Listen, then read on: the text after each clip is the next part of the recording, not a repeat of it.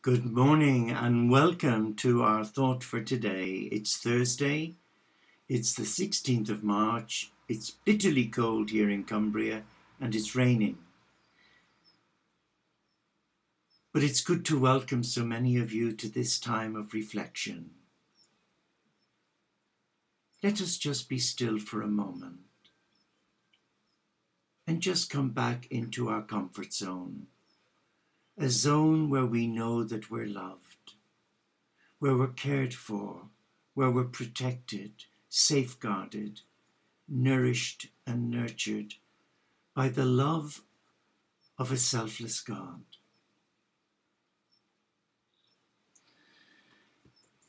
Our thought for today comes from Meditations Now by the Reverend Leslie Brandt.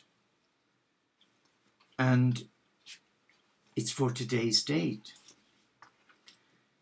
The problem of pain. We're guided to read in the New Testament Bible the Gospel of St. John chapter 9, verse 2.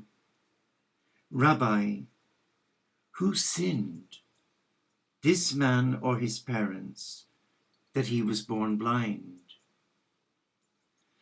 The most common malady of mankind is that of suffering. It is so commonplace that it becomes almost routine, and we tend to become hardened and callous to it, at least in respect to the sufferings of others. Every newspaper screams it out in black. Black what? Black headlines. The electronic media give form and voice to it in every news broadcast. But until it personally touches us or our loved ones, it is just so much water over the dam, or water off a duck's back, as we say here. And we continue to nurse our little aches and pains, even while we ignored the millions of suffering and pain-ridden souls in the world about us. Jesus healed the man born blind, but he made no effort to adequately define or explain the sufferings that plagued his world and ours. He accepted them as part of this distorted, sin-permeated planet, confronted them and brought the power and the grace of his loving Father, Mother God to bear upon its victims. He was revealing the God who is greater than his creatures, greater than his creatures' sufferings, and can cure them of their maladies, or use them in accomplishment of his loving will and plan for this world's inhabitants. We will not discover in Jesus Christ any logical answer or explanation for the sufferings of our world or the pains or problems that may come our way. His takeover of our lives, however, will always produce miracles.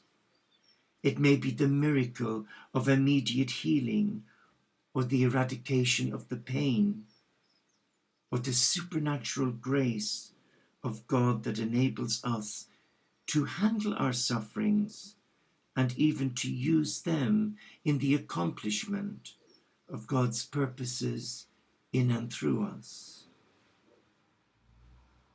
And there's a short reflective prayer. O God, may your words speak to me and your promises reassure me.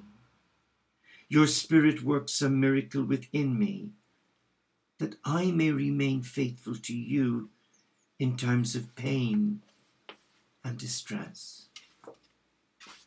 So what is the reading saying to your heart this morning? It's saying many things to me. That as a child of God in service to Christ for unity and peace, as a monk, I'm not exempt from suffering. Christ never said, you will be free of suffering. But he did say, I will give you sufficient grace to allow you endure whatever. And the mindset we should put on really was a mindset I benefited from reading Wayne Dwyer's amazing books.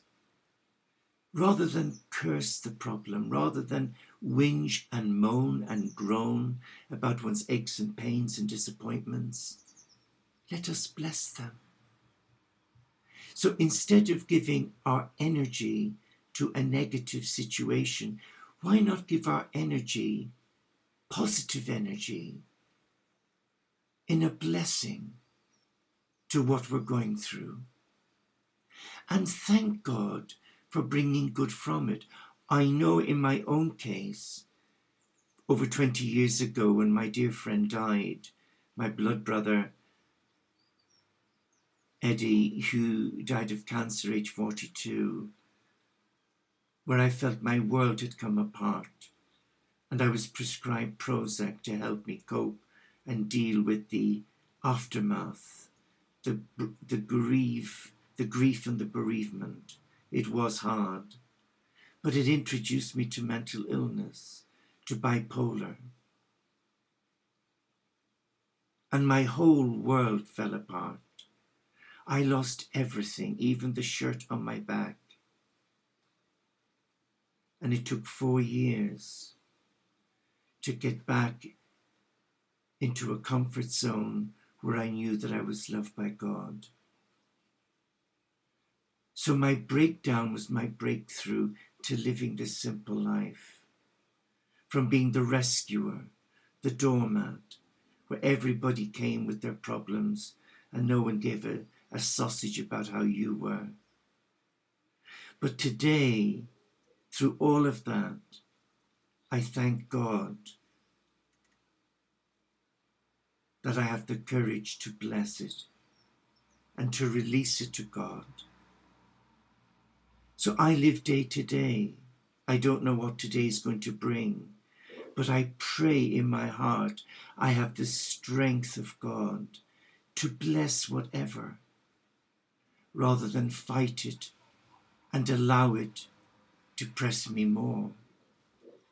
So let us call on the Christ, our physician.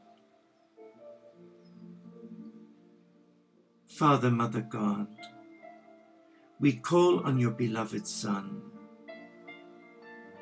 the physician of our soul, and we ask today, not that you take the burdens from us, but that you give us the strength to carry our cross in love,